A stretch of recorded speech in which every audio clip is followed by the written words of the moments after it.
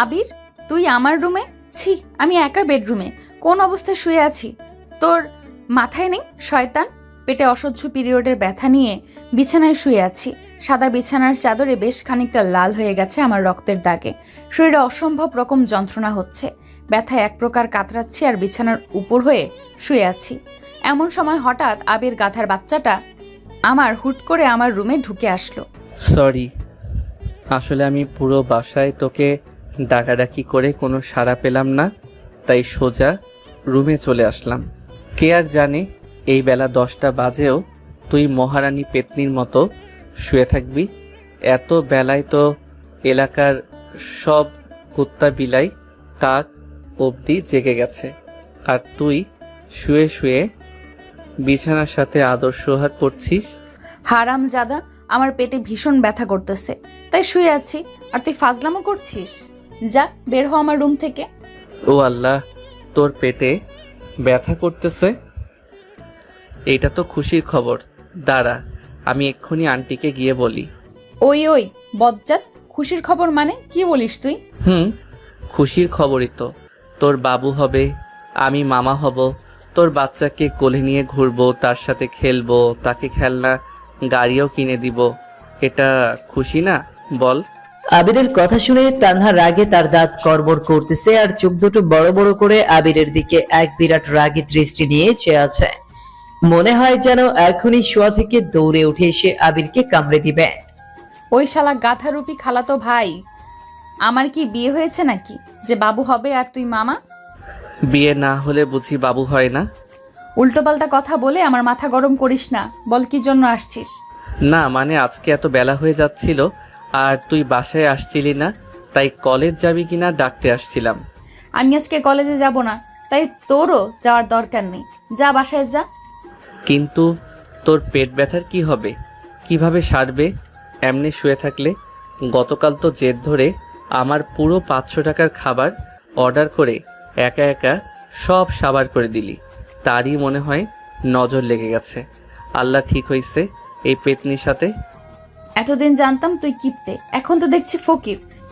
সামান্য 500 টাকা খাইয়েছিস বলে আবার মনে করিয়ে দিচ্ছিস। ইচ্ছে করে খাওয়াইনি, আমাকে ডাকাতি করে খেয়েছিস তুই। ওই একই হলো।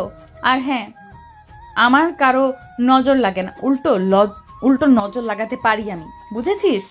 হ্যাঁ, এই জন্য তো এই অবস্থা। তারপর এই বলে আমি যেই তানহার কাছে এগিয়ে গিয়ে ওর বেডে ওর পাশে বসতে যাব, তখনই তানহা বলল, ওই ওই এখানে বসাল যাবে না। কেন? বসলে কি হয়েছে? সাথে কি আর বলি, গাধারূপী খালাতো ভাই, কিচ্ছু বুঝিস না তুই। যা, বের হ এখন আমার রুম থেকে, না হলে উষ্টা দিয়ে তোকে এখন রুম থেকে বের করে দিব। বুঝি বুঝি, আমি সব বুঝি। তাই আর কি বুঝবি? ওই যে ওইটা। কোনটা? ওইটা ওইটা, হা হা হা। কুত্তা বিলাই হনুমান, দাঁড়া তুই। তোকে না মারলে তুই রুম থেকে বের হবি না। এই বলে ও হাতের কাছে বালিশ চিরুনি যা পাচ্ছে সব আমার দিকে ছুঁড়ে মারতেছে। আর এখন এখানে থাকলে আমার কপালে সত্যি সত্যি দুঃখ আছে। তাই তানহার দিকে তাকিয়ে জিভ বের করে মুখ ভেঙচি কেটে আমি ওর রুম থেকে বের হয়ে নিচে আসতেছি। এতক্ষণ কি হলো নিশ্চয়ই কিছু বুঝতে পারছেন না। চলুন আপনাদেরকে এবার ওদের পরিচয় দিয়ে নেই। গল্পের মেইন ক্যারেক্টার দুজনার ভাই বোন, মানে হচ্ছে ওরা একে অপরের খালাতো ভাই বোন। গল্পের মেইন ফিমেল ক্যারেক্টারের নাম হচ্ছে তানহা। তানহা এতদিন তার আব্বু আম্মুর সঙ্গে শহরে ছিল। 2 মাস হলো তার আব্বুর হঠাৎ ট্রান্সফার এই এলাকায় হয়েছে। ও হ্যাঁ, আপনাদের তো বলা হয়নি, তানহার আব্বু পুলিশে জব করে আর ওর আম্মু গৃহিণী। তানহা শহর থেকে স্কুল লাইফ শেষ করে এখন তার আম্মু আব্বুর সাথে তাদের গ্রামের বাড়ি গোবিন্দগঞ্জে এসেছে। আর আবিরকে তো আপনারা সবাই চেনেন, ও এখন স্কুল লাইফ শেষ করে সবেমাত্র কলেজে ভর্তি হয়েছে। তানহারা চলে আসলে আবিরের আব্বু কলেজের প্রিন্সিপালকে বলে আবিরের কলেজেই তানহার অ্যাডমিশন করিয়ে দেয়। তানহা এখানে নতুন, তাই আবিরকে না চাইতেও তানহাকে সাথে নিয়ে ঘুরতে হয়, একসাথে কলেজে যেতে হয় আবার আসতে হয়। সবই তানহার অর্ডার। আর আবির তানহার কোনো কথাই অমান্য করলে সে সোজা গিয়ে আবিরের আব্বুর কাছে নালিশ করে দেয়। আর আপনারা তো জানেন আবির ওর আব্বুকে ভীষণ রকম ভয় পায়। আপাতত এইটুকুই জেনে রাখুন, বাকি সব চরিত্রের সাথে আপনারা গল্পের মধ্যেই জেনে নিতে পারবেন। আবির তানহার রুম থেকে বেরিয়ে সোজা নিচে তাদের ড্রয়িং রুমে এসে টিভি চালিয়ে দেয় আর নাস্তা করতে বসে। আবির তার আম্মুকে ডাকতে থাকে। ওইদিকে কিচেন থেকে বের হতেই আবিরের আম্মু দেখে আবির খাবার টেবিলে বসে আছে। কি রে, তুই একা একা কেন? তানহা কোথায়? ও কি ঘুম থেকে উঠতে পারেনি? যা তো, ওকে ডেকে নিয়ে আয়। আহারে, কত বেলা হয়ে গেছে, মেয়েটা এখনো না খেয়ে আছে। ওনাকেই তো ডাকতে ওনার রুমে গিয়েছিলাম। উঠাতে পারলি না ওকে? না, উঠলো না তো। উল্টো ও আরও তোমার ছেলের সাথে কি খারাপ ব্যবহারটাই না করলো। তুই কিছু করিসনি? না, আমি আবার কি করব? আমি তো শুধু ওকে ডাকতে গিয়েছিলাম। তাহলে তোকে কি ও এমনি এমনি বকা দিল? ফাজিল ছেলে কোথাকার। ও তো এমনি এমনি বকে। আমার আব্বুর বাসায় থাকে আর আমার সাথেই পচা বিহেভ করে। কি বললি হারামির বাচ্চা? তোর এত বড় সাহস, তুই আমার সামনে আমার ভাগ্নির গালমন্দ করছিস। আজকে তোর খাওয়া বন্ধ। গালমন্দ কোথায় করলাম? আর আম্মু আমার চেয়ে কি তোমার ভাগ্নি তোমার কাছে বড়? বড়ই তো। ও তো মেয়ে, এক্ষুনি বিয়ে দিয়ে দিলে স্বামীর বাড়ি চলে যাবে। আর তুই তো আমার ছেলে, তুই সারা জীবন নিজের ঘরেই থাকবি। আমি ছেলে বলে আমার উপর এই অবিচার? এখন চুপচাপ আর একটা কথাও না বলে মুখ বন্ধ করে খাবারটা খেয়ে নে। আম্মু তুমিও না কী সব বলো। মুখ বন্ধ করে আমি খাবো কিভাবে? সরি আম্মু, দেখি কি রান্না করেছো দাও। তারপর আবিরের আম্মু আবিরকে খাইয়ে দেয়। আবির খাওয়া শেষ করে রুমে আসতেই আবিরের ফোনে তার প্রাণপ্রিয় বন্ধু রিয়াদের কল আসে। আর রিয়াদ কলে বলে আবিরকে তাড়াতাড়ি বের হয়ে বাসার সামনে আসতে, সে আবিরের জন্য দাঁড়িয়ে আছে। এই বলে ফোন কেটে দিতেই আবির তাড়াহুড়ো করে কলেজ ড্রেস, হাতে ঘড়ি, চুল স্টাইল আর গায়ে নতুন পারফিউম লাগিয়ে ব্যাগ কাঁধে নিয়ে রুম থেকে দৌড়ে বের হয়ে বাসার বাইরে আসে। এসে দেখে রিয়াদ দাঁড়ানো। কিরে মামা, আসিস? আজকে তো শানের মানে তানহাকে দেখছি না যে, তোকে কি একে বের করে দিল? তানহা প্রেগনেন্ট, তাই তো যাবে না। চলো আজকে কলেজে গিয়ে ভরপুর চিল করব। বলিস কি, তানহা আপু প্রেগনেন্ট? দোস্ত, কামটা করলো কে? এই, তুই কি যাবি? খাওয়াবি নাকি? এখানে দাঁড়িয়ে দাঁড়িয়ে কি খাওয়াবো তোরে? হ্যাঁ, বের কর একটা ধরাই। আরে শালা, আমাদের বাসায় সিসি ক্যামেরা আছে। তুই এখানে সিগারেট ধরালে পুলিশ এসে তোকে ধরে নিয়ে যাবে।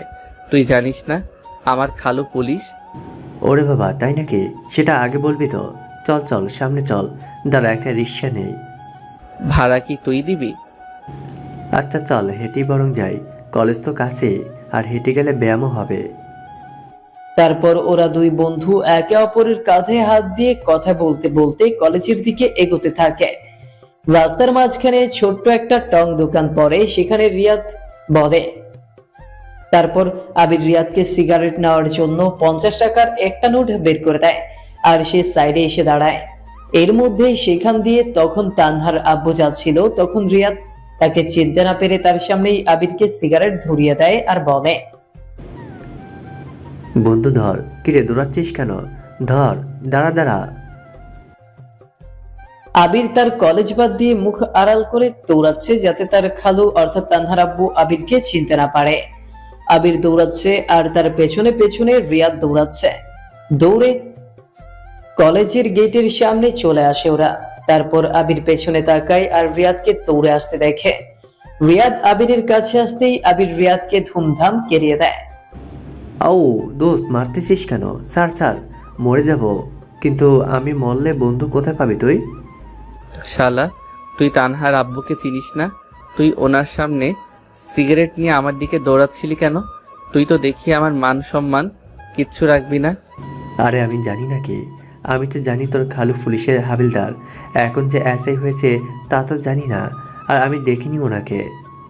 এ কথা ভুলেও যেন তানহার কানে না যায়। ওকে চল, ক্লাসে যাই এখন। একটু পরই স্বপ্না ম্যাডামের ক্লাস শুরু হবে। শালা লুচ্চা, ওনার কিন্তু বিয়ে হয়ে গেছে। তুই নিজেকে সামলিয়ে নিস। ইমোশনে অ্যাটাক করে দিলি বন্ধু। চল ক্লাসের ভেতরে। তারপর আবির আর রিয়াদ দুজন একসাথে কলেজের গেট দিয়ে ভেতরে প্রবেশ করে। তারপর ক্লাসের দরজায় উকি ঝুঁকি দিতেই দেখে ভেতরে তাদের গণিত স্যার দাঁড়ানো। সে ওদেরকে ক্লাসের বাহির থেকে উকি ঝুঁকি দিতে দেখে ফেলে আর বলে, ক্লাসের ভিতর ফাজলামো হচ্ছে? তোরা এত লেট করে আসলি কেন? যা ক্লাসের বাইরে কান ধরে দাঁড়িয়ে থাক। তারপর আবির আর তার বন্ধু রিয়াদ স্যারের লাঠির বাড়ির ভয়ে সেখানে কান ধরে দাঁড়ায়। একটু পর আবির কান ছেড়ে দিয়ে রিয়াদের কানে কানে বলে, দোস্ত, এই স্যার মনে হয় আজকে বাসা থেকে বউয়ের সাথে ঝগড়া করে আসছে, বুঝছিস?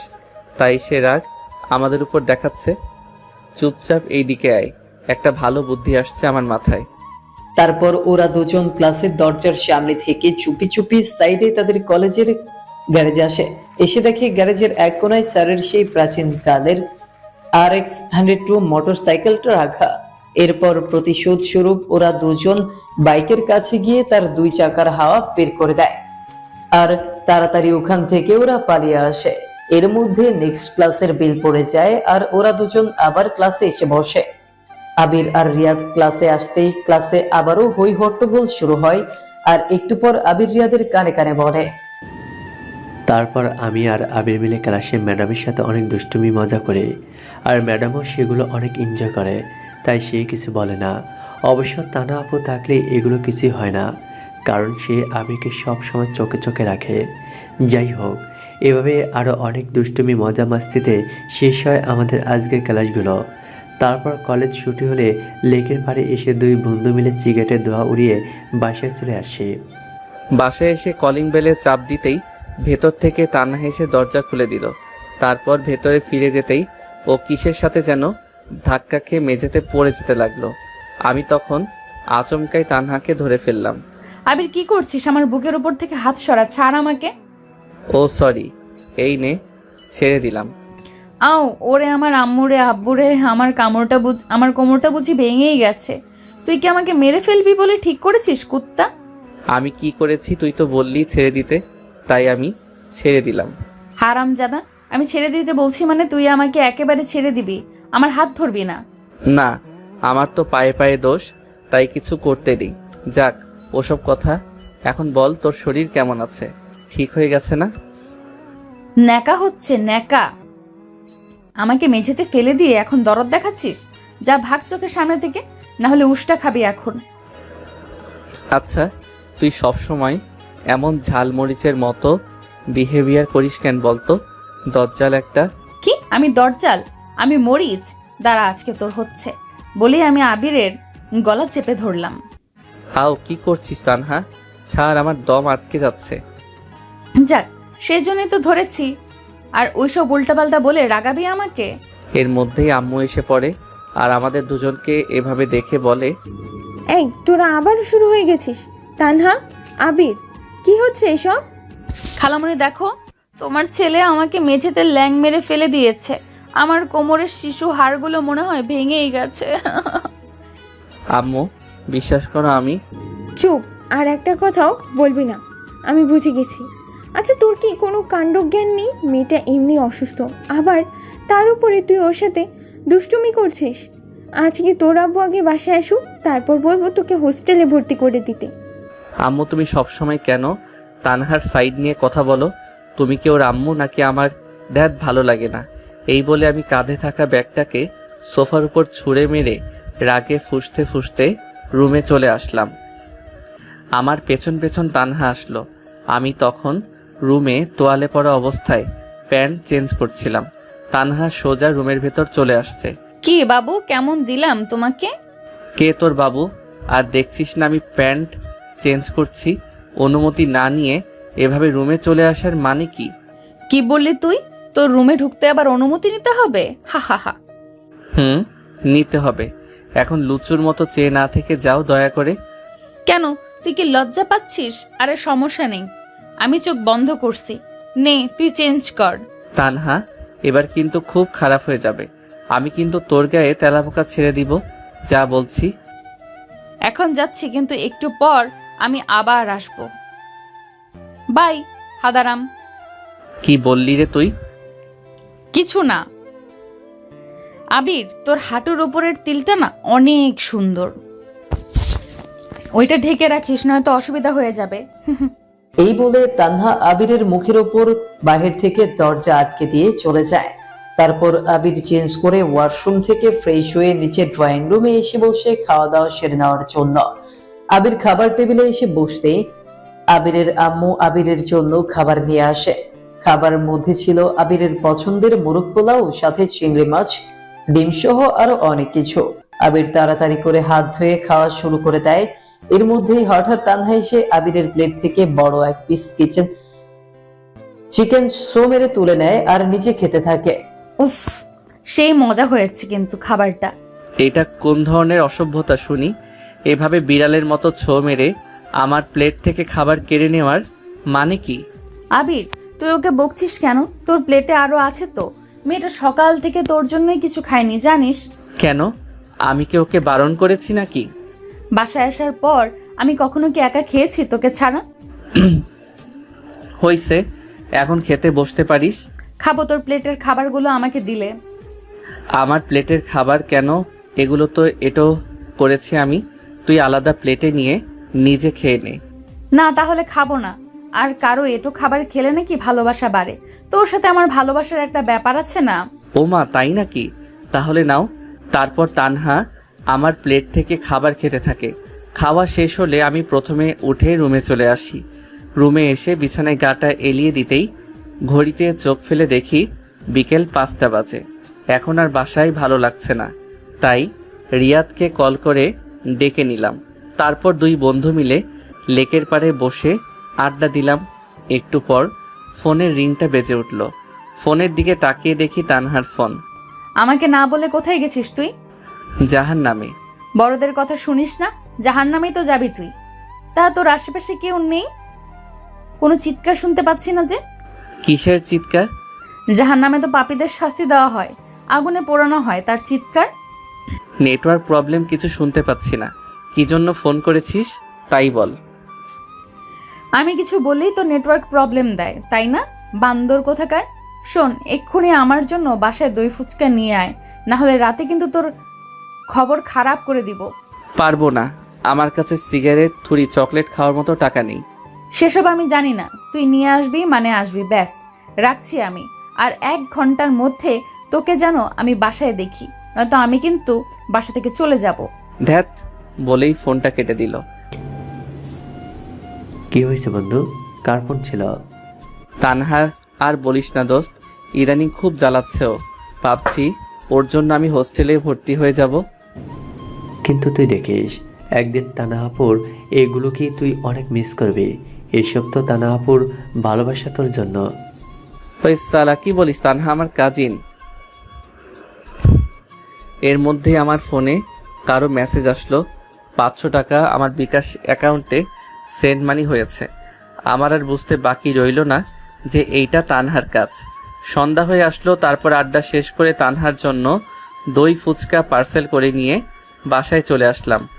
আবির আসতেই দেখে তার খালামণি অর্থাৎ তানহার আম্মু সোফার উপর বসে তানহার আব্বুর সাথে কিছু একটা নিয়ে কথা বলছে। তাই সে ইশারায় তানহা কোথায় আছে জিজ্ঞেস করলে তানহার আম্মু তানহার রুমের দিকে আঙুল ইশারা করে দেখিয়ে বলে রুমে। তারপর আবির ওপরে সোজা তানহার রুমে গিয়ে দেখে তানহা ল্যাপটপের সামনে বসে কিছু একটা দেখছে। তখন আবির তার খাবারের প্যাকেটটা তানহার সামনে ধরতেই তানহা খুশিতে একগাল হেসে দেয় আর বলে, আবির, তুই খুব ভালো, যদিও কথাটা মন থেকে বলছি না। বলেই আবিরকে জাপটে জড়িয়ে ধরলাম। হয়েছে, এখন ছাড় আমাকে, আর হাসি বন্ধ কর তোর। হাসলে তোকে বাদরনির মতো লাগে। আউচ! কথাটা বলতেই তানহা আমার পিঠে একটা থাপ্পড় বসিয়ে দিল, আর আমি তাতে অনেকটা ব্যথা পাওয়ার ভান করে সেখান থেকে চলে আসলাম। আবির তানহার রুম থেকে বের হয়ে নিজের রুমে এসে পড়তে বসে। একটু পর আবিরের পড়ার শব্দ শুনে তানহাও তার বইগুলো নিয়ে আবিরের রুমে পড়তে আসে। আবির বিছানায় বালিশে হেলান দিয়ে পড়তেছিল, তখন তানহা এসে একটা বই নিয়ে আবিরের সামনাসামনি পা তুলে বসে আর বই পড়ার ভান করে আবিরের দিকে তাকিয়ে থাকে। একটু পর আবির তানহার দিকে তাকিয়ে দেখে তানহা নিচের বই উল্টো করে ধরছে আর বিড়বিড় করে পড়ার ভান করতেছে।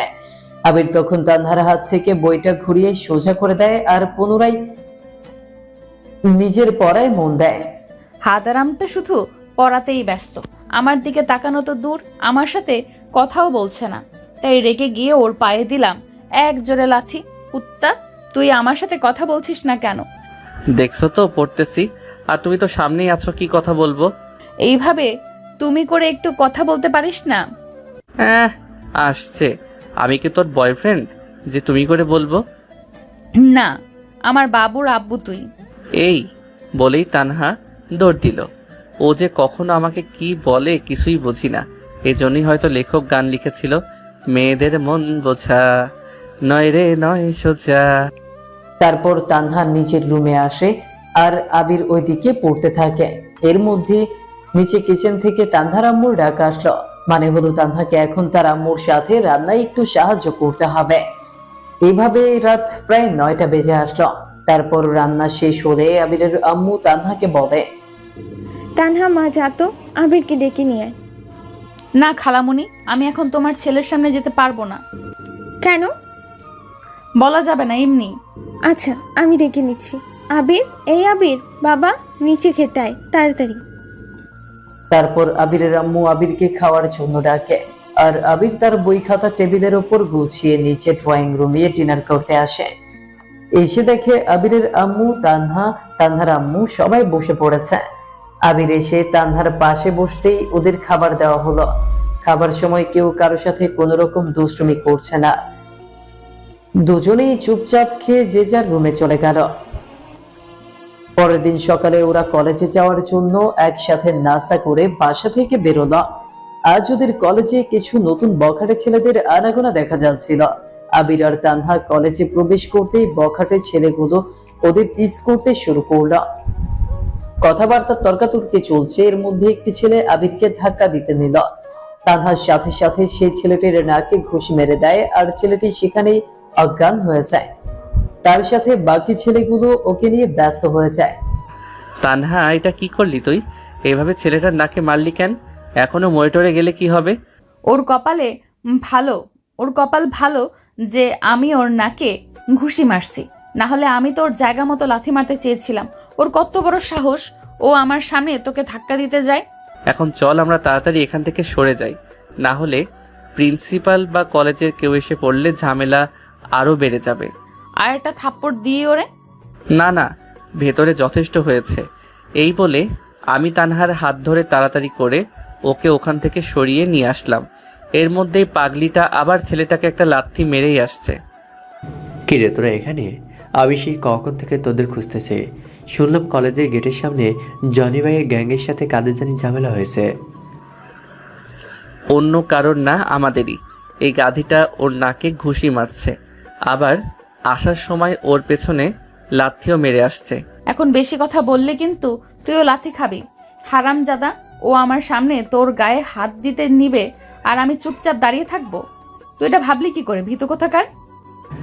আরে বিষয়টা তেমন না। তোমরা তো জনি ভাইকে চেনো না। উনি হচ্ছে এই কলেজের একমাত্র বখাটে ছেলেদের মধ্যে সেরা একজন। ওর বাবা আবার এই এলাকার কমিশনার, অনেক প্রভাবশালী ওরা। তাই ওদের সাথে লাগতে গেলে কেউ পেরে ওঠে না। ওর বাবা কমিশনার, তাতে আমার কি? আমার আব্বু তো পুলিশের এসআই। আমি কি কাউকে ভয় পাই নাকি? বাদ দে ওসব, চল। চল দোস্ত, আমার কথা আছে তোর সাথে। ক্লাসে চল। বল, কি কথা? এখানে না, ক্লাসে গিয়ে বলবো, চল। তারপর ওরা তিনজন ক্লাসে চলে গেল। একে একে ক্লাস শেষ করে টিফিনের বেল পড়ে গেল। তাই সবাই লাঞ্চের জন্য ক্যান্টিনে গেল। তানহা বাহিরে ওর বান্ধবীদের সাথে কথা বলতেছে। ক্লাসে আবির আর রিয়াদ বসে নোট লিখছে। রিয়াদ, তুই তখন কি যেন বলবি আমাকে বলতেছিলি, বল। না মানে দোস্ত, কিভাবে যে শুরু করব বুঝতে পারতেছি না। আরে বন্ধু, বল বল। আমি না তোর বেস্ট ফ্রেন্ড, আমার সাথে বলতেও আটকাচ্ছিস কেন? আসলে মামা, আমি তো প্রেমে পড়ে গেছি। ওয়াও, সত্যি নাকি? তা কে সেই মহারানী? তোর নাম কি? বাসা কোথায়? তাকে বলেছিস কিছু? না, কিছু বলিনি, কিন্তু বন্ধু সবটাই তোর ওপর নির্ভর করবে। মেয়েটাকে তা তো বল। তোর কাজিন তানহা। কি? এখন কি মারবি আমাকে? আরে কি বলিস গাধা, মারবো কেন? বরং আমি তো খুশি হয়েছি তুই বিষয়টা আমাকে মন থেকে বললি বলে।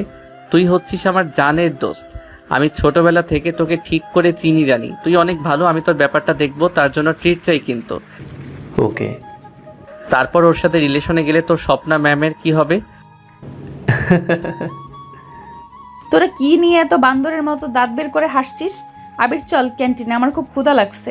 দোস্ত তুই খাবি না? না আমি রোজা, তোরা যা। বুঝেছি, এই শালা এখন চিপাই গিয়ে সিগারেট ধরবে। তানহা সাথে আছে তাই ওকে আর বেশি কিছু বললাম না। তারপর তানহা আবিরের হাত ধরে কলেজ ক্যান্টিনে চলে আসলো আর ওরা একসাথে বসে খাবার খেয়ে নিল। তানহা তোকে একটা কথা বলবো। বল কি কথা? এখানে সবার সামনে বলা যাবে না, বাসায় গিয়ে বলবো। কি এমন কথা যা এখানে বলা যাবে না শুনি? খুবই ইম্পর্টেন্ট কথা। ঠিক আছে, তাহলে সেটা একটু তাড়াতাড়ি বলিস। জানিস তো আমার আবার ধৈর্য কম। তারপর ওদের খাওয়া শেষ হতেই কলেজে ক্লাসে বেল পড়ে যায় আর ওরা আবারও ক্লাসে প্রবেশ করে। টিফিন পিরিয়ড শেষে আবারও সময় মতো কলেজে ক্লাস শুরু হয়ে যায়। ক্লাসে বসে রিয়াদ তানহার দিকে তাকিয়ে মুচকি মুচকি হাসতে থাকে, কিন্তু এতে তানহা কিছুই বুঝতে পারে না, বরং সে এটাকে ইগনোর করে। এভাবেই বাকি সব ক্লাস শেষে ওদের কলেজ ছুটি হয়ে যায় আর ওরা বাসায় ফিরে আসে। বাসায় এসে ওরা যে যার রুমে গিয়ে ফ্রেশ হয়ে নাস্তা করে নেয়। বিকেলে তানহা আবিরের রুমে আসে, এসে দেখে আবির ওর বিছানায় চোখ বন্ধ করে শুয়ে আছে। তানহা তখন সুরসুরি দিয়ে আবিরকে সজাগ করে। বাসায় এসে শুয়ে পড়ছিস, ব্যাপারটা কি? খুব টায়ার্ড হয়ে গেছিস মনে হচ্ছে তোকে। আমি কি তোর হাত পা টিপে দেব? দে দে, তাহলে তো ভালোই হয়। আর যদি হাত পায়ের সাথে সাথে তোর গলাটাও টিপে দিই তাহলে কেমন হয়? ওরে বাপরে, তাহলে দরকার নেই, থাক। কি জন্য এসেছিস বল। ছাদে আয় বলছি। এখানে বলা যায় না। ছাদে আসতে বলছি তোকে। ঠিক আছে যাচ্ছি, চল। তারপর তানহার পেছন পেছন ছাদে চলে আসলাম। ছাদে এসে তানহা বলল, কলেজে আমাকে কি যেন ইম্পর্টেন্ট কথা বলবি বলছিলি, এখন বল। ও হ্যাঁ, আজকে তোর বন্ধু রিয়াদ আমার দিকে তাকিয়ে অমন ভাদাইম্মার মতো হাসতেছিল কেন? তাহলে আসল কথাটা তোকে বলি, শোন। রিয়াদ তো তোকে। তারপর আমি তানহাকে সব খুলে বললাম। সবটা শুনে তানহা, আপনারা কি ভেবেছেন তানহা রেগে যাবে? তাহলে আপনারা ঠিকই ভাবছেন। আমার কথা শুনে তানহা রাগে ওর চোখ মুখ লাল করে ফেলছে, ভ্রু দুটোকে যেন আরও কপালে তুলে ফেলছে। তানহা দেখতে সাদা পরীর মতো, তাই সবাই ওর প্রেমে পড়ে যায়, শুধু আমি ছাড়া। আর ওর ফর্সা মুখটা যখনই লাল বর্ণ ধারণ করে তখনই আমি বুঝে যাই যে ও রেগে গেছে। তানহা সবটা শুনে জোরে কষিয়ে আমার গালে একটা থাপ্পড় মারল, আর আমি দুই হাতে হাত দিয়ে বোকার মতো তানহার দিকে তাকিয়ে থাকলাম। এগুলো নতুন কিছু না, তানহা এর আগেও আমাকে মেরেছে। তাহলে এটাই তোর সেই ইম্পর্টেন্ট কথা? না মানে হ্যাঁ। অন্যের হয়ে দালালি করতে আসছিস? আর তোর সাহস হলো কিভাবে আমাকে এগুলো বলার? দাঁড়া, আজকে তোরে মেরেই ফেলবো। এই বলে তানহা আমাকে কিল ঘুষি লাথি যা আছে সব মারতেছে। তারপর ওর রাগ একটু কমে গেলে আমাকে আরও কিছুক্ষণ শাসিয়ে রাগে ফুঁসতে ফুঁসতে হন হন করে ছাদ থেকে নেমে চলে গেল। এতক্ষণে আমি যেন হাঁপ ছেড়ে বাঁচলাম বন্ধুর প্রেমের চক্করে। আজ খুব জোর বেঁচে গেলাম। তারপর আবিরও ছাদ থেকে নেমে আবার তার রুমে চলে আসলো। রাতে আবিরের আম্মু আবিরকে ডিনার করার জন্য ডাকলে আবিরের কোনো সাড়া পায় না। ওইদিকে তানহাও রাগ করে আবিরের সামনে যায় না। বেশ কয়েকবার ডাকার পরেও আবির সাড়া না দিলে এবার আবিরের আম্মু আবিরের রুমে আবিরকে ডাকতে গিয়ে দেখে আবির কম্বল মুড়ি দিয়ে বিছানায় শুয়ে আছে। তারপর উনি আবিরের শরীরে হাত দিয়ে দেখে আবিরের শরীর জ্বরে পড়ে যাচ্ছে। তখন উনি আবিরের মাথায় জলপুট্টি দিয়ে ওকে ঔষধ খাইয়ে রুম থেকে বের হয়ে আসে। তারপর খালামুনি আমাকে এসে বলে আবিরের শরীরে নাকি ভীষণ জ্বর, তাই ও আসতে পারছে না। কথাটা শুনেই আমি দৌড়ে আবিরের রুমে যাই। গিয়ে ওর শরীরে হাত দিয়ে দেখি সত্যি সত্যি ওর শরীর জ্বরে পুড়ে যাচ্ছে। ওই কুত্তা, উঠ, কি হয়েছে তোর? কথা বলবি না আমার সাথে? তখন রাগের মাথায় তোকে অনেক মেরেছি, তাই তোর এই অবস্থা। তুই আমাকে মাফ করে দিস। তানহার কান্নার শব্দে চোখ খুলে তাকালাম। কি হয়েছে, কান্না করছিস কেন? কথা বলতেই তানহা আমাকে কম্বলের উপর দিয়ে জড়িয়ে ধরে আরো জোরে কান্না করে দিল। সরি রে, আমি আসলে তখন বুঝতে পারিনি, তাই রাগের মাথায় তোকে এইভাবে মেরেছিলাম। তোর খুব বেশি লেগেছে তাই না? আসলে আমি ওভাবে মারতে চাইনি তোকে। হয়েছে, কান্না থামা। আমার কিছু হয়নি, এমনি জ্বর আসছে, আম্মু ওষুধ খাইয়ে দিয়ে গেছে, সকালের মধ্যেই ঠিক হয়ে যাব। সত্যি তো? তুই দাঁড়া, আমি এক্ষুনি আসছি। এই বলে তানহা দৌড় দিল রুমে, আর একটু পর একটা বালিশ নিয়ে আবার আমার রুমে আসলো। তানহা, তুই বালিশ নিয়ে খেলছিস কেন? খেলছি না, এই বালিশে ঘুমাবো আমি, তাই নিয়ে এসেছি। কোথায় ঘুমাবি রে? কেন, তোর সাথে? শর্ট জায়গা দে। কোথায় ঘুমাবি? পাগল হয়ে গেছিস তুই? তুই একটা অবিবাহিত মেয়ে আর আমি একটা অবিবাহিত ছেলে, আমরা একসাথে কিভাবে ঘুমাবো? চোখ বন্ধ করো, ঘুমাবো। চোখ বন্ধ করে কেন? চোখ বন্ধ করে ঘুমাবো। আমি আম্মুকে বলে আসছি আজকে তোর সাথেই থাকবো। বলেই রুমের লাইট অফ করে ডিম লাইট জ্বালিয়ে দিলাম আর ফ্যান অন করে দিলাম। কি করছিস? আমার ঠান্ডা লাগছে ফকিন্নি, অফ কর। আমি ফ্যান না চালিয়ে ঘুমাতে পারি না। তোর ঠান্ডা লাগবে না, নে, আমি তোকে জড়িয়ে ধরছি। তুই কি সারা রাত আমাকে এভাবে চাপটে ধরে থাকবি, নিজে ঘুমাবি না? না, তুই নিশ্চিন্তে ঘুমা, আমি আছি। ঠিক আছে। এই বলে আমি ঘুমিয়ে যাই। সকালে উঠে দেখি তানহা আমার কম্বলের ভেতর এসে আমার বুকের সাথে আমাকে লেপ্টে জড়িয়ে ধরে ঘুমাচ্ছে। আমি তো পুরাই শক। ছি ছি, আমি আবার ঘুমের ঘরে ওর জোরপূর্বক কিছু করিনি তো? তানহা, এই তানহা। আমার ডাকে তানহা চোখ খুলে আবার ঘুমিয়ে পড়লো। তারপর আমি আবার ওকে জাগিয়ে তুললাম। তানহা, তুই আমার কম্বলের ভেতর কেন?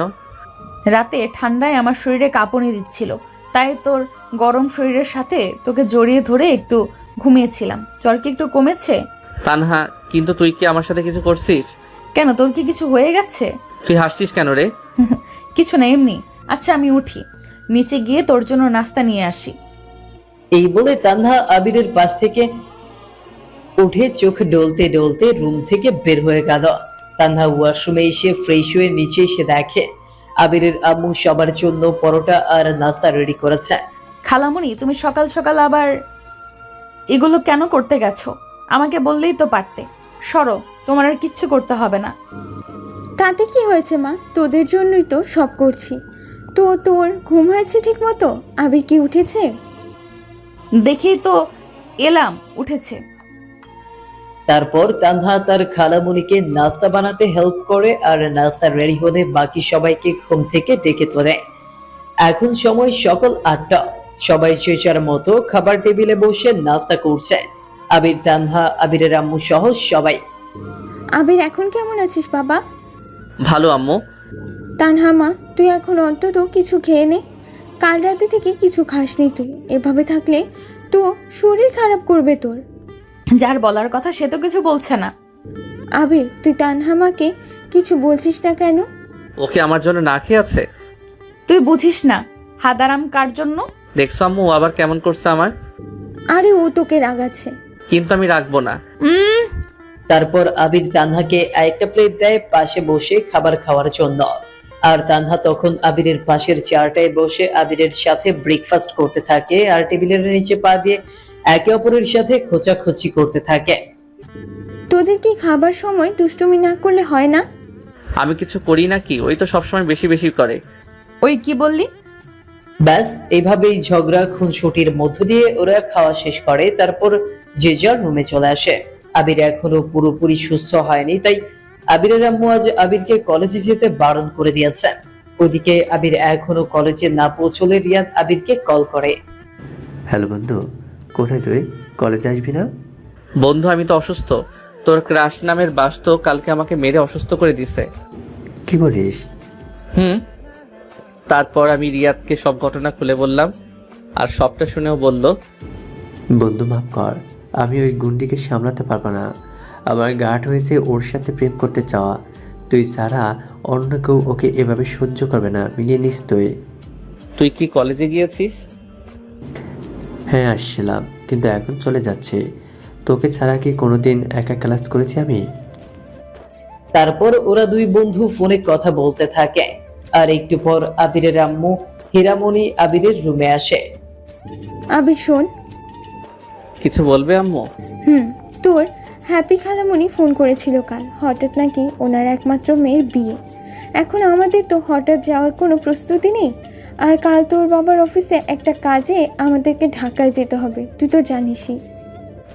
আচ্ছা আম্মু, হ্যাপি খালামণির মেয়ে তো অনেক ছোট, এখনই কেন বিয়ে দিচ্ছে? কে বলছে ছোট? রিলেশন করে বিয়ে করতেছে ওর চাচাতো ভাইয়ের সাথে। যাই হোক, আমরা তো আর সেখানে যেতে পারবো না, তাই তোর আবু বলল তানহার তোকে কাল ওখানে যেতে। কি? অসম্ভব। ও বাসায় সবার সামনে আমার সাথে যা নয় তা করে। আর ওখানে বিয়েবাড়িতে একা আমাকে পেলে তো পাগল বানিয়ে দেবে। আরে ও বাসায় তোর সাথে একটু দুষ্টুমি করবে, বাইরে নিয়ে গেলে কিছু করবে না, লক্ষ্মী মেয়ে হয়ে থাকবে। এখন তুই যদি ওর সাথে না যাস তাহলে তোর আব্বুকে কল দিয়ে বলতে হবে। না না, আব্বুকে কল দিয়ে বলতে হবে না, আমি যাব। শুধু ওই পেতনিকে বলো ওখানে গিয়ে আমাকে একটু সম্মান করতে। আচ্ছা এখন টাকাগুলো ধর, আর কালকে ওখানে যাওয়ার জন্য তোদের যা যা কেনাকাটা করতে হবে করে নে। যেতে যখন হবেই কি করার। তারপর আমি তানহাকে সাথে নিয়ে বেরিয়ে পড়লাম শপিংয়ের উদ্দেশ্যে। বাসা থেকে বের হয়ে একটা রিক্সা নিলাম। রিক্সা এসে থামলো সোজা একটা শপিং মলের সামনে। তারপর দুজনে মিলে ভরপুর সব শপিং করলাম। শপিং শেষে ক্লান্ত হয়ে সন্ধ্যায় বাসায় ফিরে আসলাম। তারপর ফ্রেশ হয়ে ডিনার সেরে আজ একটু তাড়াতাড়ি শুয়ে পড়লাম। সকালে ঘুম ভাঙলো কারো চুরির আওয়াজে। চোখ খুলে সামনে তাকাতেই দেখি তানহা কাল শপিংয়ে গিয়ে আমার থেকে 6 রকমের রেশমি চুড়ি কিনে নিছে। আর সকাল সকাল এখন সেগুলো হাতে দিতে আওয়াজ করে আমার ঘুম ভাঙাতে আসছে। আবির দেখ তো আমার হাতের চুড়িগুলো কেমন মানিয়েছে। খুবই বাজে, শিকল পরার মতো লাগছে। তা তো লাগবেই। এইভাবে যদি অন্য কোনো মেয়েকে দেখতি তাহলে তোকে তোর ঐশ্বরিয়ার মতো লাগতো, তাহলে তাকে তোর ঐশ্বরিয়ার মতো লাগতো। যাকে আম্মু বলল আমাদের এখন বের হতে, বিকেলের মধ্যে নাকি আমাদের ওখানে পৌঁছাতে হবে। ঠিক আছে যা, আমি আসছি। শোন, বিয়ে বাড়িতে গিয়ে শুধু আমার দিকে ছাড়া ভুলেও অন্য কোনো মেয়ের দিকে চোখ দিবি না, না হলে তোরে কিন্তু একদম অন্ধ করে দিব। আর আমাকে রেখে কোথাও যাবি না, সব সময় আমাকে তোর সাথে সাথে রাখবি। আর যদি তোকে দেখেছি কোনো মেয়ের দিকে তাকাতে বা কথা বলতে, তাহলে তো জানিসই আমি কি করব। কি করবি? তুই না আমাকে পেতনি বলিস, তখন পেতনির রূপে গিয়ে তোর ঘাড় মটকাবো, তোকে মেরে ফেলবো। কথাগুলো ভালো করে কানে ঢুকিয়ে নিস। এই বলে তানহা মুখ বেঁকিয়ে চলে গেল। আর নিচ থেকে আম্মু আমাকে ডাকলো। বুঝতে পারছি আম্মু কেন ডাকছে, তাই আর শুয়ে থেকে সময় নষ্ট করলাম না। উঠে ফ্রেশ হয়ে প্রথমে ব্রেক ফাস্ট করে নিলাম। তারপর রুমে এসে রেডি হতে নিলাম। তখন বিছানায় উপর দেখি আমার কালো পাঞ্জাবিটা রাখা, আর তার উপর তানহার একটা চিরকুট যাতে লেখা ছিল, কালো পাঞ্জাবিটা পরে আমার জন্য অপেক্ষা করো। তানহা বলেছে এখন আমাকে এটা পরতে হবে। পাঞ্জাবিটা পরে পুরোপুরি রেডি হয়ে রুম থেকে বের হতেই তানহার সাথে ধাক্কা লেগে যায়। আবির, আমার শাড়ির আঁচলটাতে এই সেফটি পিনটা আটকিয়ে দে তো, আমি না পারছি না। এই বলে তানহা সেফটি পিনটা আমার হাতে দিয়ে আমার সামনে ঘুরে দাঁড়ালো। আমি যখন ওর শাড়ির আঁচলে সেফটি পিনটা আটকিয়ে দিব তখন ওর খোলা চুলের গন্ধ আমার নাকে আসে। আর আমি কিছু সেকেন্ডের জন্য সেখানে স্তব্ধ হয়ে যাই। হুঁশে ফিরে আসি তানহার হাসিতে। এই যে মিস্টার হাদারাম, যাবেন না? তারপর আমরা দুজন নিচে আসতে আম্মু আমাদের দেখে চলো। তারপর আমরা দুজন নিচে আসতে আম্মু আমাদের দেখে বলল, বাহ, তোদের দুজনকে তো অনেক সুন্দর লাগছে। সবাই তো ওদেরই স্বামী স্ত্রী বলবে। বিয়ে বাড়ির সবাই তো কনফিউজড হয়ে যাবে তোদের দেখে। খালামণি, তুমি যে কি বলো না। আচ্ছা আমরা বেরোচ্ছি, তোমরা সাবধানে থেকো। এই বলে আমরা বাসা থেকে বের হয়ে গাড়িতে এসে বসলাম। তানহার আব্বু আগে থেকে আমাদের যাওয়ার জন্য গাড়ি বুকিং করে দিয়েছিল। পেতনিটাকে সত্যি আজকে কিউটের ডিব্বা লাগছে। নীল শাড়ি, হাতে লাল রেশমি চুড়ি, খয়েরি রঙের ব্লাউজ, আর সেই সাথে হালকা মেকআপ, সাথে কপালে কালো ছোট্ট একটা টিপ। সব মিলিয়ে অসাধারণ বলা যায়। প্রথমবারের মতো আমি ওকে এমন অপরূপ সাজে দেখছি। কিরে, এভাবে হা করে তাকিয়েছিস কেন? কোথায় চেয়ে আছি? আমার কি আর কোনো কাজ নেই যে তোর দিকে হা করে চেয়ে থাকবো? এই তো এবার তুই নিজেই বললি। গাড়ি চলছে তার নিজ গতিতে, মোটামুটি অনেকটা দূরের পথ, তাই মাঝ রাস্তায় ওরা ছোট্ট একটা বিরতি নেয়। বিরতি শেষে আবার ওরা চলতে শুরু করে। এভাবে বিকেলের মধ্যে ওরা দুজন বিয়ে বাড়িতে চলে আসে। আবির ভেতরে প্রবেশ করে সবাইকে সালাম দেয়। তারপর সব গেস্টদের সাথে ওরা দুজন মিশে যায়। বেশ হাসি খুশির সাথে ওরা ওখানে 2 দিন কাটায়। আজ ওদের বাসায় ফেরার পালা। ওদের ফেরার জন্য রেডি হতে দেখে তানহার খালাতো বোন আখি বলে, দুলাভাই কি আজকে আপুকে নিয়ে চলে যাবেন? তখন তানহা মাথা নেড়ে হ্যাঁ বলল। তারপর আখি চলে গেল। তানহা আখি আমাকে দুলাভাই কেন বলল? কারণ তানহার বর তুই বলেই আবিরের গালে চিমটি কাটলাম। কি বলিস? এগুলো খারাপ কথা। বাসায় গিয়ে নেই আগে, তারপর আম্মুকে আমি সব বলে দিব। ঠিক আছে বলিস, কোনো সমস্যা নেই। তখন আম্মু আব্বু ইমিডিয়েটলি তোর সাথে আমার শাদী ঠিক করবে। চোখের সামনে একজনের বিয়ে দেখে তোরও খুব বিয়ের শখ জেগেছে, তাই না? হুম। এর মধ্যে ওরা দুজন রেডি হয়ে নিল। তারপর সবার কাছ থেকে বিদায় নিয়ে ওরা দুজন সন্ধ্যার মধ্যেই বাসায় ফিরে আসলো। কিরে, ওখানে গিয়ে কেমন মজা হলো? তানহা সব বলবে তোমাদের। আমি খুব টায়ার্ড, যাই গোসল করে ফ্রেশ হয়ে নিই। এই বলে আবির তার রুমে চলে গেল। তারপর গা গোসল শেষ করে আবির ডিনার করে নিল।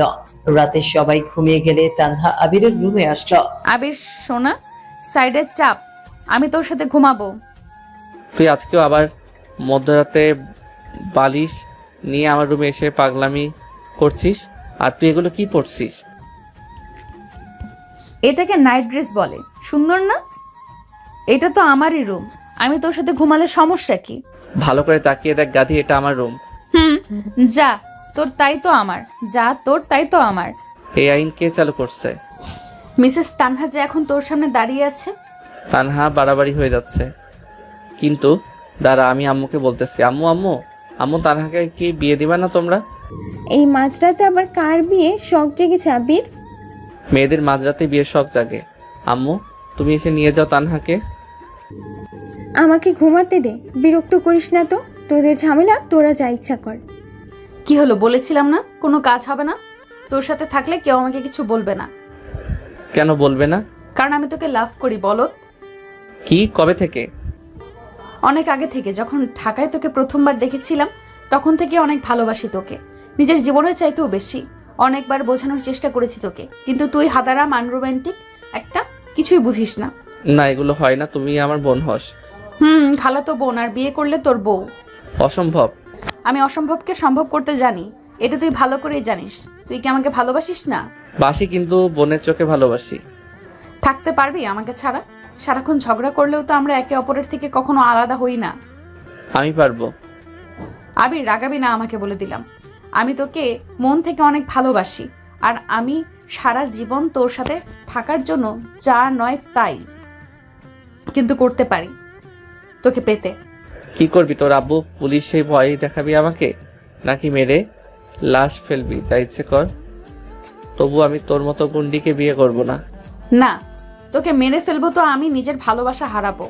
আমি তোর সাথে একটু খুনসুটি করে বলি, এইভাবে বলছিস ঠিক আছে। এখন থেকে আমি আর তোর সাথে কিচ্ছু করব না। তুই যা বলবি আমি সব শুনবো, তুই যেভাবে বলবি আমি সেভাবেই চলবো। শুধু তুই বল একবার, আমাকে ভালোবাসিস?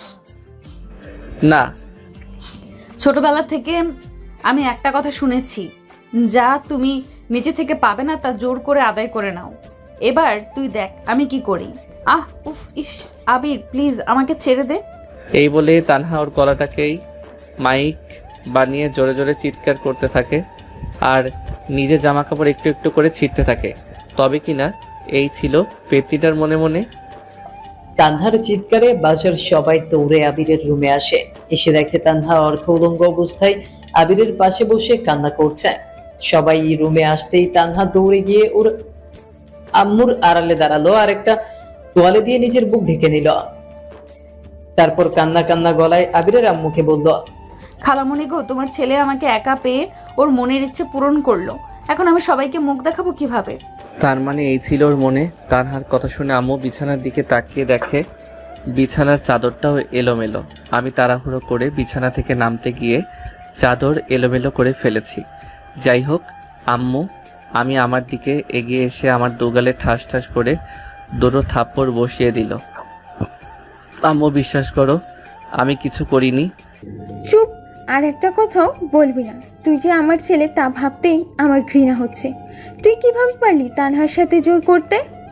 আম্মু, খালামণি এখন আমার কি হবে? তানহা আম্মুকে জড়িয়ে ধরে কান্না করে আমাকে চোখ মেরে কথাটা বলল। কাঁদিস না মা, তোর এইসব কথা কেউ জানবে না। কিন্তু আমি যে বিয়ের আগে ধর্ষিতা। তুই চিন্তা করিস না মা, আমরা কিছু একটা করবই। আপা, তুই কাল পরশু তানহার আব্বুকে বাসায় আসতে বল তাড়াতাড়ি। আম্মু আমার কথাটা একবার শোনো। খবরদার, তোর ওই মুখে আমাকে আম্মু বলবি না। তুই কালই বাসা থেকে বের হয়ে যাবি। তানহা মা, চল। এই বলে তানহা সবার সাথে কান্না করতে করতে আবিরের রুম থেকে বের হয়ে গেল। যাওয়ার সময় আবিরের দিকে তাকিয়ে তানহা আবিরকে ফ্লাইং কিস দিল। আর আবির বেচারার ধর্ষণের মিথ্যা অপবাদে নিজের আম্মুর কাছ থেকে এমন কথাবার্তা শুনে চোখ দিয়ে জল গড়াতে লাগলো। সত্যি ওনারা তো একবার অন্তত আবিরের পুরো কথা শুনতে পারতো। যাই হোক, দুঃখ ভরা মন নিয়ে কান্না করতে করতে ঘুমিয়ে যায় আবির। এভাবে আজ 2 দিন পর রুম থেকে বের হচ্ছি। এই 2 দিন কারোর সাথে তেমন কোনো কথা হয়নি, শুধু 4 দেওয়ালের মধ্যে বন্দিভাবে কেটেছে 2 দিন। রুম থেকে ব্রাশ হাতে নিয়ে বাথরুমের দিকে এগোচ্ছে, এমন সময় কারো বমি করার শব্দ কানে আসছে। তাকিয়ে দেখি তানহাকে বমি করতে দেখে সবাই রাগে চোখ বড় বড় করে আমার দিকে তাকিয়ে আছে। না না, আমি কিছু করিনি। তানহা সব অভিনয় করছে। চুপ, তোকে কিছু বলতে বলেছি আমরা? এখন তুই যা করেছিস তার শাস্তি স্বরূপ তোর তানহাকে বিয়ে করতে হবে। আজকে তানহার আব্বু 3 দিনের ছুটি নিয়ে বাসায় আসবে, কালকেই তোদের বিয়ে। আমি কারো কোনো কথা শুনতে রাজি নেই, আর বিয়ের আগে তোদের দুজনার বাসার বাইরে বেরোনো নিষেধ। আপা, তুই কি বলিস? তারপর তানহার আম্মু আবিরের আম্মুর কথায় হ্যাঁ সম্মতি জানায়। সবার এমন সিদ্ধান্ত শুনে আমি বড় একটা ঢোক গিললাম। তারপর বিরক্ত হয়ে সেখান থেকে রুমে চলে আসলাম। একটু পর তানহা খাবার নিয়ে আমার রুমে আসলো। এসে খাবারের প্লেটটা টেবিলের উপর রেখে নাচতে শুরু করে দিল। আমি গিয়ে ওর গলা চেপে ধরলাম। আবির ছাড় আমায়, আমার দম বন্ধ হয়ে আসতেছি কিন্তু। এখন আমি মরে গেলে তোকে কিন্তু জেলের ভাত খেতে হবে, মনে রাখিস। আমার আব্বু কিন্তু পুলিশের এসআই, তোকে ধরে নিয়ে জেলে ঢুকিয়ে দেবে। তুই কিভাবে এরকম নাটকটা করলি বলতো? ছি। এটা ছাড়া আমার আর কোনো উপায় ছিল না তোকে নিজের করে পাওয়ার। সরি স্বামীজি। তোর সরির গুষ্টি কিলাই, দাঁড়া তোকে দেখাচ্ছি আমি। বলেই আমি টেবিলের উপরে থাকা ফুলদানিটা তানহার পেটের দিকে ছুঁয়ে মারলাম। আর আমি ইয়াহু বলে খুশিতে জোরে একটা চিৎকার করলাম। বাচ্চা নষ্ট করে দিছি। কোনো বাচ্চা নষ্ট হয়নি, এইটা ছোট একটা বালিশ ছিল। এই দেখ, এইটা দিয়ে প্রেগনেন্ট হওয়ার নাটক করেছি। সত্যি তুই যা আমার সামনে থেকে, না হলে আমি সত্যি সত্যি মার্ডার করে ফেলবো তোকে। তারপর তানহা আবারও গিয়ে খুশিতে গুলুমুলু হয়ে রুম থেকে হেঁটে হেলতে দুলতে বের হয়ে যায়। আবির যে বাসা থেকে পালানোর জন্য কোনো প্ল্যানিং করবে সেটারও কোনো উপায় নেই, কারণ আবিরের ফোনটা আগেই কেড়ে নেওয়া হয়েছে। কাল বিয়ে, তাই যা যা আত্মীয় স্বজন আসার সবাই বিকেলের মধ্যেই এসে যায়। সেই সাথে তানহার আব্বু। পরদিন সকাল থেকেই শুরু হয়ে যায় বিয়ের ধুম। তারপর দুপুরে কাজী সাহেবকে আসতে বলা হয়। তারপর কাজী সাহেব চলে আসলে আম্মু আমার রুমে এসে আমাকে একটা পাঞ্জাবি দিয়ে যায় পরার জন্য, আর আমাকে তাড়াতাড়ি তানহার নিচে আসতে বলে, ওখানেই বিয়ে হবে। তারপর আবির পাঞ্জাবি পাজামা পরে নিচে আসে, যেখানে সবাই আগে থেকেই উপস্থিত। আবিরকে সোফায় বসানো হয়, তারপর তানহাকে নিয়ে আসা হয় আর ওকে আবিরের পাশাপাশি বসানো হয়। তারপর যথারীতি 3 কবুলের মধ্যে দিয়ে ওদের বিয়ে সম্পূর্ণ হয়। সবশেষে খাওয়া দাওয়ার অনুষ্ঠান শেষ হলে ওদেরকে বাসর ঘরে নিয়ে যাওয়া হয়। বাসর ঘরে ঢুকতেই তানহা আমার পা ছুঁয়ে সালাম করলো আর আমার হাত জড়িয়ে ধরে কান্না করে। ওর কাজের জন্য ক্ষমা চাইলো। আমাকে মাফ করে দে আবির, আমি সত্যিই তোকে অনেক লাভ করি, তাই তোকে আপন করে নিতে এছাড়া আমার আর কোনো পথ ছিল না। তাই বলে তুই আমার উপর মিথ্যা ধর দিবি সবাইকে? তুই তো মরে গেলেও চিতা হয়ে থাকবি চিরকাল। সরি আমার জান পাখিটা। শোনো, এখন কিন্তু আমি তোমার বউ, আর ঘরে বউ রেখে কিন্তু বাইরে কোনো মেয়ের দিকে তাকানো যাবে না। এখন থেকে শুধু আমাকে দেখবি, প্রতি সপ্তাহে অন্তত একবার আমাকে নিয়ে ঘুরতে যাবি। আমার যখন যা খেতে ইচ্ছে করবে এনে দিবি, আর মাঝরাতে ঘুম না আসলে আমাকে গল্প শুনিয়ে ঘুম পাড়িয়ে দিবি। মামার বাড়ির আবদার পেয়েছিস নাকি? আমার মতো একটা নিরীহ অবোধ শিশুকে মিথ্যা অভিযোগ দিয়ে বিয়ে করছিস, আবার এসব বলছিস? হয়েছে, আর কিছু বলবো না, এখন চলো বাসর শুরু করি। শোনো, আমার কিন্তু 12টা বাবু লাগবে, বুঝেছো? যাতে আমাদের ছেলে মেয়েদের একটা স্কুলে ভর্তি করালে ক্লাস ভর্তি আমাদের বাচ্চা কাচ্চাই বেশি থাকে। খবরদার তানহা আমার কাছে আসবি না। আমি কিন্তু ব্যাস, কে আর শুনে কার কথা? ও বিয়ের আগে আমার উপর যত অত্যাচার করেছে, আর এখন তো পুরোপুরি অধিকার পেয়ে গেছে। এই সুযোগ কি আরও হাতছাড়া করে? আমি না চাইতেও আমার মুখ চেপে ধরে আমার উপর ঝাঁপিয়ে পড়ল। আর বাকিটা না হয় না বলাই থাক, আজ এখানেই শেষ।